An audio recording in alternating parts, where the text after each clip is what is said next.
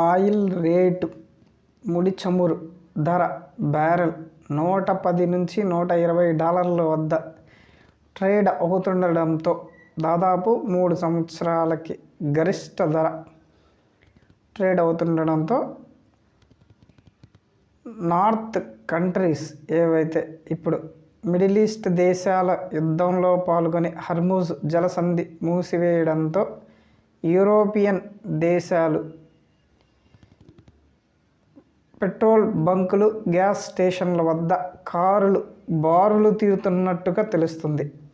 ప్రస్తుతం ఈ క్షణానికి అందిన వార్త ప్రకారం యూరప్ కంట్రీస్లో 2 రోజులకి సరిపడా గ్యాస్ నిల్వలు మాత్రమే అవైలబుల్లో ఉన్నట్లు, ఆ తదుపరి గ్యాస్ కష్టాలు తప్పవు అన్నట్లు సమాచారం.